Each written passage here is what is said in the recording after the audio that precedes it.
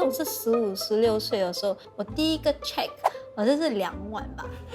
对对对，等一下，我们再重新一下，就是在你很年幼的时候，把你的发生关系的东西公开在网上。Why no call the police？ actually 有弄到，有弄有，就是因为有弄到，所以弄到很大的一件事。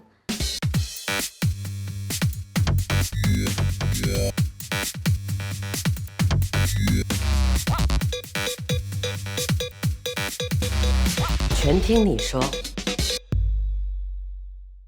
你第一个 tattoo 是哪里？这个。Oh my god！ 你的手这边有？哦，对，不会吧？你有自残过？对，不可以！你这么漂亮，你怎么会有这个刀疤？对，很久以前了，是为男生。也是为感情吗？是第一段吗？还是后来的感情道路？有一段时间就很忧郁嘛。你现在看到你这些伤疤，你会后悔来，因为很难看。对吧？哈，会不会也很心疼，很对不起自己？这样做是因为要so called 减轻你那时候的痛苦。对，然后当然是错的一个方式。所以你这些伤痛跟这些自我受伤、自残的这些行为，是你的父母都无法去知道跟介入的吗？他们知道啦，就是不小心被看到啊。他们看到的反应是什么？我妈妈很难过啊，我记得有几次她有哭啦，会哭的。对，你们这些宝贝真的是不懂事，你知道吗？小孩子，我女儿去打一针啊，那个针稍微给她打黑青，我都哇！我现在明白了，可是就是那时候就没有想过哦，伤在自己也是伤在娘的心。对父母身上，所以那时候就不明白这些东西嘛。你真的无法跟你父母亲达成一些基本的沟通吗？现在可以，就是现在长大，有自己家庭，有自己孩子，我觉得我们以前的那个距离就缩短了，就是现在比较 OK。可是以前呢，我就还没有讲到话题啊，就可能一开口讲妈咪，I got something to tell you， 就被骂了。你要跟我讲什么？你又做错什么？我就很反感，就不敢讲出来啊。我觉得我妈妈很在意亲戚朋友怎样看我们，所以我觉得很多东西她会想露出一个很美满家庭的一个外表啊。我们明明不是这样的。你有没有想过妈妈为什么要这样做？我一直以为是顾面子咯。可是 if I go deeper into it， 我会觉得可能真的是因为他很想我们有这一面，所以他有时候就会 try to post 这些照片，让人以为就是很多东西都是 perfect 这样。所以在你的心里，对父母亲这一块的亲情，多少还是有内疚。我会觉得最近几年有吧，尤其是做妈妈以后，我是一个就是会一直 reflect， 很像以前做过的东西，我会去 reflect， 我哪里做不对啊，还是哪里可以就去改进啊这些东西。尤其是因为我最近3年就是连续失去很多家里人嘛，就是2018我有我儿子的时候，我的公公去世，然后过不久我的外婆去世。然后今年我刚生女儿的时候，我的奶奶又去世，所以我身边的就是我爸妈最亲的人走了，就是只有我了。这件东西发生后，我就觉得对他们的那个 guilt 啊，会对，就很想疼他们了。不是他们关心我的时候了，应该是我去关心他们的时候了。所以你心里的那个内疚跟你心里那个结，还是要去打开的。我觉得要打开，是因为我觉得我们可以更亲的。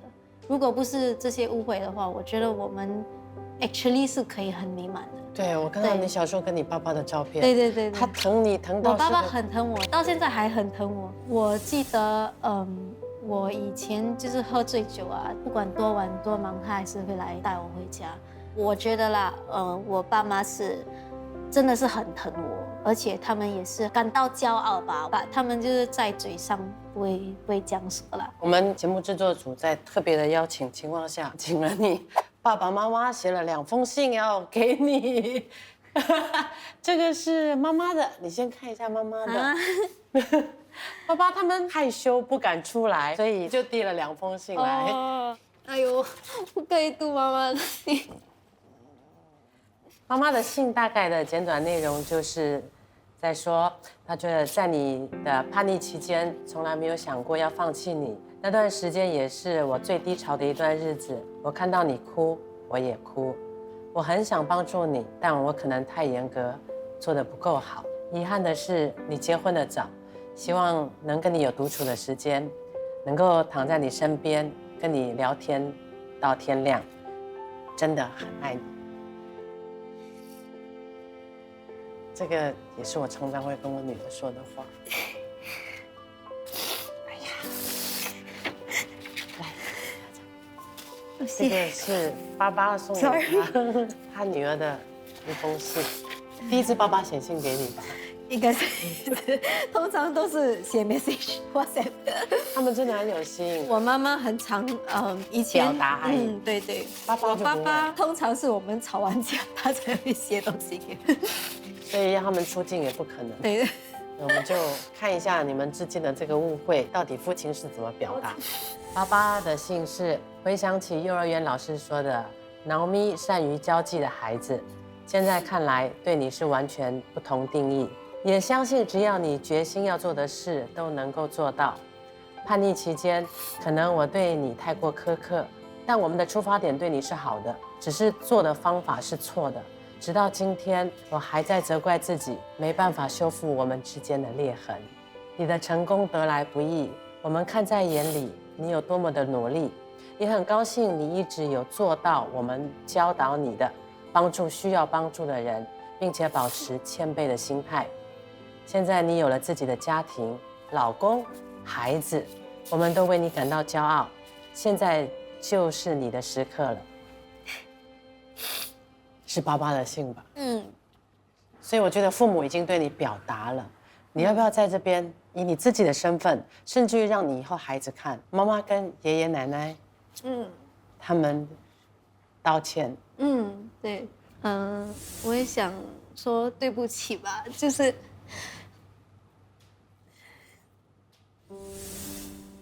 ，sorry。其实我是读这封信之前，我觉得我是明白的。当然，以前经历这段的时候，我是不明白的。可是最近几年有了自己的孩子，我开始明白很多为什么他们当时会那样做的原因啊，之类的。所以很愧疚吧，让他们失望了。很想去用现在的时间去弥补以前做过的事。可是我知道，不管过了多久，这些还是会留在我们心里的一个疤，所以我很想对他们说声 sorry，but I still love you a lot。过去就过去了啊。对对对。好，那我们来讲一下，就是关于你学校的遗失的友情。他没有朋友，人缘不好，大家欺负他。你说你有社交恐惧症？你说出去对对对对对。为什么？我觉得可能是很怕被 judge 吧。从小到大就一直被人批评嘛，什么？是不是因为长得太漂亮？没有。是不是你身材太好？没有。我是觉得可能我比较性格会比较 tomboy， 比较喜欢跟学长混在一起。就是同龄的女生是不会跟你交朋友，很少。你觉得问题是在哪里？我真的不知道。我跟你讲为什么呢？嫉妒你，你的整个个性啊，柔柔弱弱，身材又好，然后讲话的那个习性又让人家觉得又爱又怜，会很让女人觉得他们的男朋友只要跟你在一起没有安全感。我不会的，我跟你讲，女人的第六感是很准的。可能有些时候我也做的太多，比如我现在你跟一个男的在一起，那我知道你对我是有误会的，因为你的男友。那我跟你不认识，我跟你男友认识，可是我就跑过去跟你讲话，我也做朋友，然后就造成更多误会，就是因为他们又吵架还是什么，那就很多这种很不需要的。所以现在我知道了，就完全没有朋友，就随便拿。很多时候会对老公诉苦啊，然后突然会哭起来说，为什么我没有朋友？但最让我难过的是，中学的时候我有3个要好的朋友嘛。那我们中学过后毕业了，我们就很少联络。可是我有 individually 跟他们联络，我会难过的是，当看到他们3个一起出去，没有叫到我。哦，那会对，那真的是挺伤了。对，然后我记得有一次我也是希望他们不会看到这个video。他们肯定看了，记得全部都看了，在讲你。OK 啦，可能我也是可以说出一些心里不敢对他们说的一些话。就是那时候，我记得有一次我们4个去庆祝他们当做一个他们的生日嘛。那我记得有一段时间他们要拍照，他们叫我帮他们3个拍，没有。我记得那时候很难过，你懂吗？但我记得我到现在还很伤人。对，而且他是很自然的说，哎，you take photo for us。Like us take a photo， 就没有说去摆相机，我们4个拍，说你帮我们拍一张照吧。你已经很红了，他们是不是不敢跟你拍照？没有啦，没有，完全我觉得跟这个没有关系。有很多时候以前我会觉得，是不是如果我要做这行，我就没有朋友；我要选朋友，我就没有这行，就是必须要做一个选择这样。那当然我是选事业啦，因为没有事业，没有饭吃，有朋友有什么屁用？而且我是觉得我已经有一点认命了吧，就是过那么多年，我会觉得，哎呀，交不到好姐妹就算了吧。而且我会觉得多一点好姐妹就多一点误会。是不是因为你以前交友的方法也让你很不愉快？就是你需要用你的金钱，或者是帮人家买单才可以挤进去人家那个朋友圈。对，我觉得我不会说是收买，这个不是我的出发点，不是说我要帮你买东西，是因为我要收买你的友情。因为我表达爱的方式是给人家东西，买东西给人家，所以可能有些人觉得我在用钱收买他们的友情，还是什么之类的，还是他们会觉得我在炫耀，我不知道啦。难怪你刚刚在吃鸡饭的时候，他很开心，他讲很久没跟他请吃饭，他就很开心。这些都是特地为你准备。我们现在 before 开始先暖场，太开心了，今天的 highlight。好久没有给人家请一碗饭呢，好可怜的。我每个礼拜都叫人家请客。没有，就是有些时候连我朋友要请客，我也是不好意思，对，不好意思给他们请。然后再加上会不会是因为你赚钱也比一般人来的人就以为另类的不能说轻松，是人家看不到我们的辛苦，所以要跟你借钱的人会比较多。我不知道这个有没有关啦，可是之前是有蛮多个朋友，就是要跟我借钱，通常是男生，通常都是男生，但可能交往对象吧，就是会要跟我借钱，但没有还。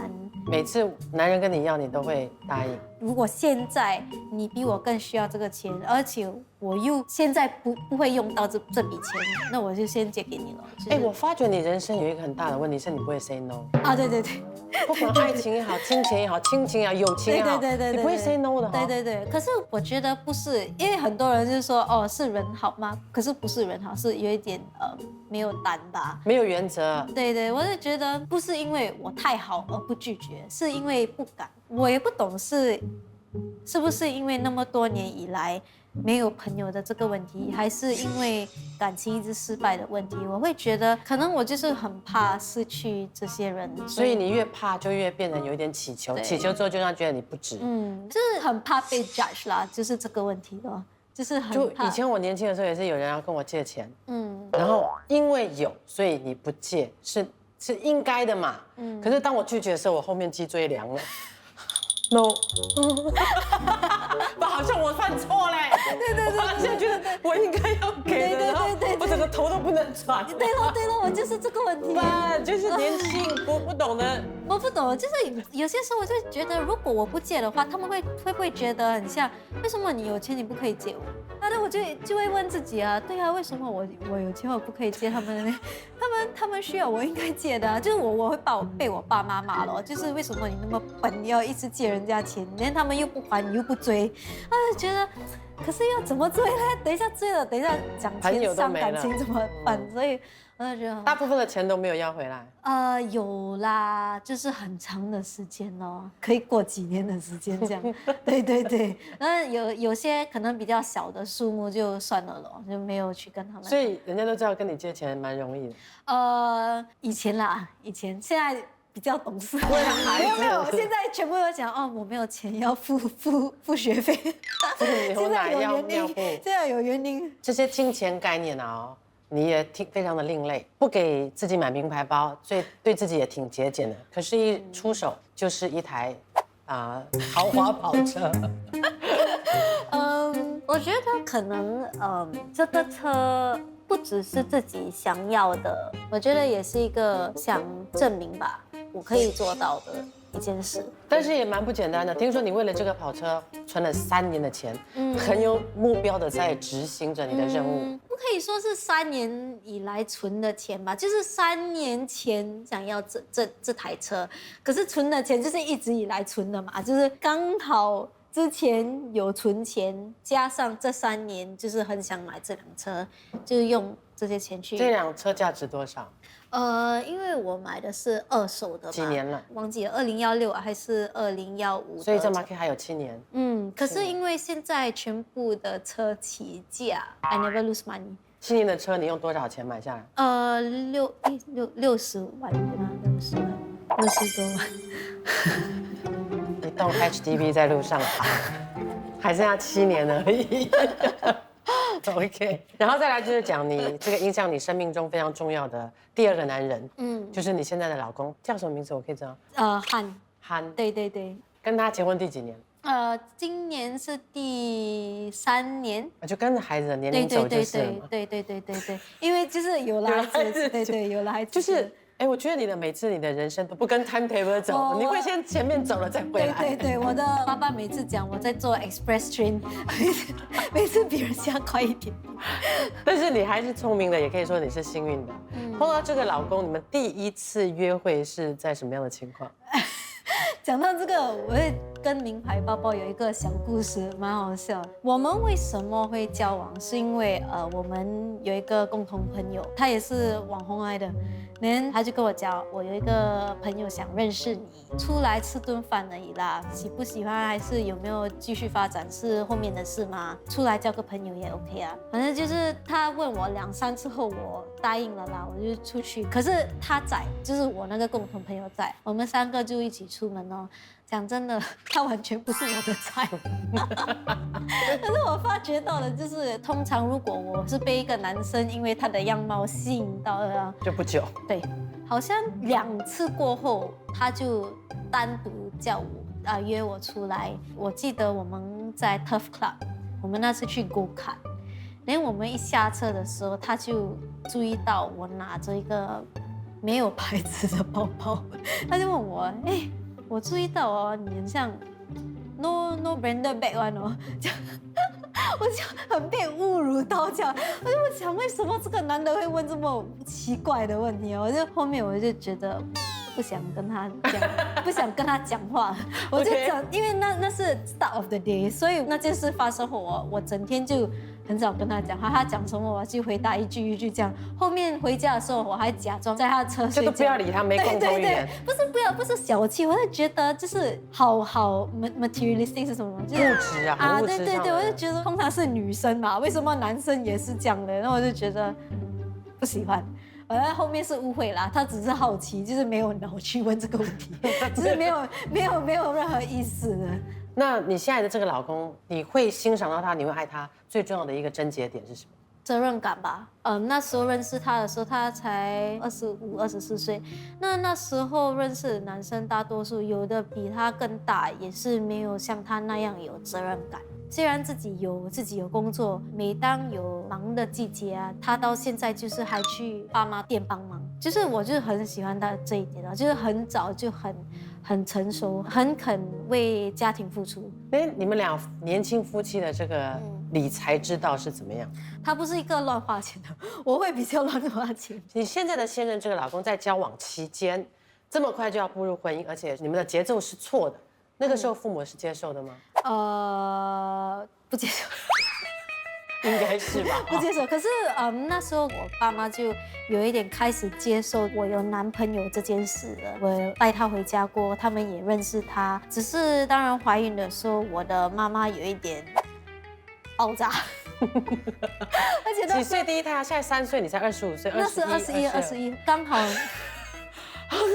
你不要笑我，现在我女儿21岁，要到了，是有可能。心理准备，今天做好心理准备。那时候我的爸爸刚好在越南，没有在家，而且我妈妈她是无意中不小心发现的，不是因为我把那个 scan 验孕的不懂是放在椅子上面，而且我妈妈是喜欢打理我的房间的嘛，所以她就看到了，然后她就打给我爸爸，跟我爸爸讲，我爸爸又打给我，我又把门锁起来，不要跟他讲话，那我是有一点怕被骂的，所以反正后面妈妈也是接受了。怎么样去面对的？怎么样去突破这个隔阂，然后最终走入一个？他们也是喜欢我老公吧，他们也知道。我觉得是你们的努力也要让他们看见吧。对，我觉得我爸妈也是有感觉到，就是跟我的性格对改变很多，所以他们会赞同吧，就是我这段感情。所以你的第2胎是有准备的吗？第2胎有准备，对，第2胎就很想要。就一男一女，时间卡得刚刚好。我觉得很幸运的，就是 after 有第1胎男的，我就很想第2胎是女的。之后还会想要再生吗？其实还没有生完第2胎，我老公已经在讲第3胎。我就跟他讲，你讲话很容易哦，因为他以为很像生一粒鸡蛋讲。我讲，哎呀，但是我觉得男生讲话就很像在放屁讲，很容易讲出来。年轻人哇，我就很生气，我就跟他讲啊，顾又不是你来顾啦，辛苦的那一方面是我来辛苦，我就讲。但是你2个孩子都品种很好，特别可爱，孩子已经是小网红了，5-6万follow，我觉得真的是不错啦。所以我今天访问了Naomi之后，我觉得你让我看到一个女人有多不一样的变化。我希望能够在这总结的时候，你用最简短的方式来形容，身为2个孩子的妈妈，你觉得孩子带给你什么？我觉得成长吧，就是他们真的让我变化很大，就可能以前在乎的点点滴滴，因为有了孩子完全就不 care 了。就是可能以前我就跟你讲，我是一个很没有安全感的人，老公去哪里啊，这些我都很在乎，很怕失去他。所以孩子让你变成一个有信心。对，然后我觉得我学会了，我懂得爱惜自己。我觉得很好笑的是，在有孩子之前，我是一个很喜欢夜生活的一个人。然后有了孩子之后，我觉得，其实我可以放弃这一切。所以我就觉得他们让我学习到很多我以前不知道的我。对，是，所以在这边我还是要非常谢谢Naomi，让我非常另眼相看的一个地方。所以人真的不可貌相。我从社交媒体认识了他，我防备再防备再防备。当我今天看了他之后，我真的另眼相看，而且让我更喜欢他。所以他的成功，一个网红的成功绝非偶然，他真的付出了很多的心血跟努力。然后我们不要看到他只有光鲜亮丽的一面，要知道他所付出跟牺牲掉的还是很多。而且最重要，他是一个好妈妈，也是一个孝顺的孩子。所以我们一个小礼物要送给他，对吗？在这里。还有礼物，对不起，这个小礼物是制作组要送给你。谢谢。来，你可以打开来，谢谢，看一下，它就是一个妈妈配套。谢谢。这个你应该知道吧？所以这个是有香皂啊，宠爱妈妈组。要懂得爱惜自己，对吗？好好的泡个澡，好好的让自己 relax 一下。谢谢。先爱自己，把自己照顾好了，你就有很多的爱。对。去照顾你的孩子，跟你的老公，再来就是回归你原生家庭。对，谢谢你。好，先拍照啊！对，然后先拍照，然后我们这个什么时候要上映，我们会跟你讲。跟你讲之后，然后你要在 social media 说你上节目，可以啊，但是要 tag 我嘞，可以，不只是 tag 我，还要挤在你的照片里。OK， 我很 OK 的。你会拍吗？脚要拉长。我看他，又是看到，我看是不是又是在，就是他上镜就不一样。你看你上镜就不一样，跟我现在看到他真的不一样。你们真的以后在路上看到一个150公分的，就是他，很大的，就是他真的跟本人差很多。谢谢，拜拜。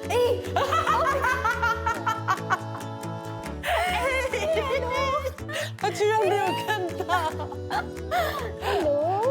爸爸妈妈都在外面听着你的访问呢。Oh my god！你也可以上 Millicent 免费随心选听，全听你说加料版。